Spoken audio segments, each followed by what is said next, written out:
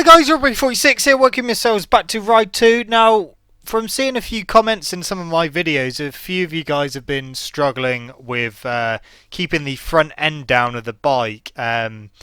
Even with anti-wheelie off, it seems to kind of hit an imaginary rev limiter and kind of stop you in your tracks. So I've decided to make a video on tips to actually keeping the front end of the bike down, because otherwise if you don't, shit like this will happen. There's the old pogo stuff that happens, like front comes up, then goes down, then bounces back up, then comes down, then goes back up, and so on, which is not what you want, especially in a drag race like that.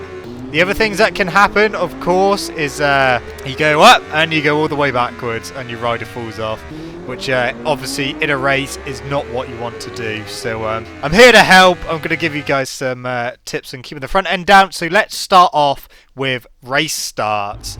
Obviously, this is going to be a full throttle start just to show you what happens if you don't look after yourself. So full throttle, and the front comes up, and then goes all over the place and doesn't settle until you get into third gear, sometimes even fourth gear. So we'll have a look at it again. Obviously anti-wheelie is turned right off, so is traction control. But yeah, full throttle start's not what you want to be doing, because like I said, the front will come up and you'll be in a whole heap of trouble, especially if you're playing online. So a few things you can do.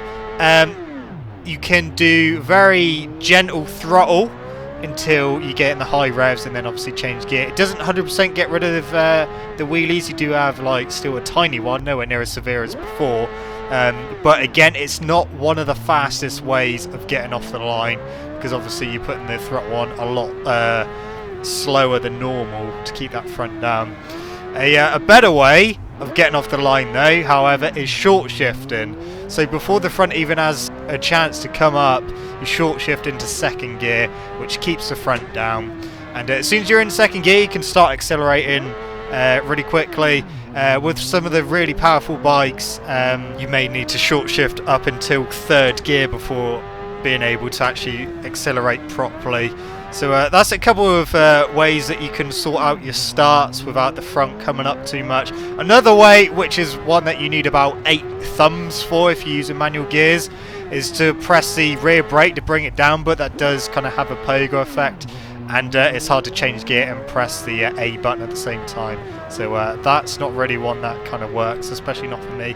Maybe if you're using semi-automatic gears, it might be a bit more of an advantage to you, but I wouldn't advise using that method. So now let's go on to corners. Obviously starting's one thing, but going at speed around the track is another thing. So this is coming out of a slow corner, full throttle again, and of course we get that fucking horrible pogo in effect. Even in third gear it was still wheeling at that point, so yeah, that's not a good one.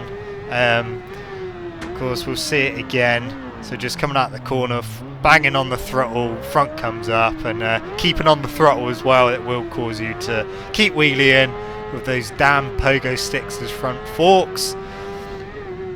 So a bit like before, there's a couple of ways you can go about this. You can be gentle on the throttle coming out. Again, it doesn't 100% get rid of the wheelie, but it's not too bad. If you kind of I think for coming out of corners you want to be doing especially slow corners, a combination of gently on the throttle and short shifting as well, because just gently on the throttle doesn't seem to have the effect. Of course you're not going to have the right drive out the corner as well. You will be slower coming out. So short shifting is definitely something by itself, is probably the best method again for coming out of slow corners, just because once you're out of first gear you can start accelerating pretty hard and get back up to speed. Of course, like I said, you can do a combination of both if that's what works for you best, doing gently on the throttle and short shifting as well. Some corners do require that, but this one you can just short shift and away you go, and happy days. So see it one more time. And then we'll go on to another method for corners as well. So that's just short shift in, and the front end stays connected to the ground. So another way for coming out of corners is don't put it in first gear at all. If you keep it in a higher gear, of course you can't have as much power going towards the rear, so your front is very rarely going to actually lift up at all. Keeping it in one gear higher than normal. So I mean, second gear is not too bad anyway, acceleration wise. Of course it's still not as quick as first gear. It's kind of up to you really to try and find the best way for you, but going around in second gear, the front doesn't want to lift up at all, so you can get out pretty quick. Again, it's not going to be the quickest way out the corner because obviously you haven't got the acceleration that you should have normally.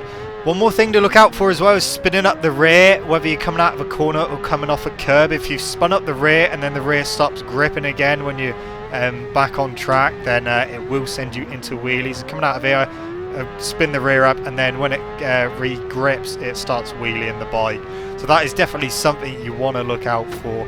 And if you put it all together with being smooth, not being too aggressive with the throttle coming out of corners, short shifting, you shouldn't spin up the rear, and that shouldn't lead to any wheelies. Of course, there will be some occasions where you get completely taken by surprise that you've pulled a wheelie, especially on some of the road races, going over like jumps and bumps and God knows what. Sometimes your bike will wheelie, sometimes it'll wheelie, but you won't actually lose much speed at all, so it's not too bad.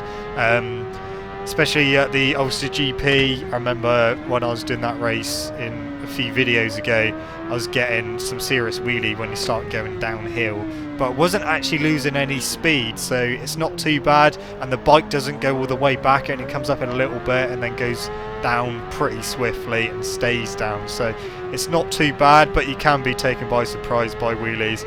And of course, online is where it's most critical, trying to keep the front end down, because obviously you want to beat other actual people. Against the AI, it's not too bad because they're not a huge challenge anyway. So even if you do start pulling wheelies during a race, it's not going to affect your overall performance because the AI are pretty easy. So that's pretty much it, guys. I hope this video has been helpful. Don't forget to leave this video a like if it was helpful and you enjoyed it. Subscribe to my channel for more content. I shall see you guys in the next video. See you!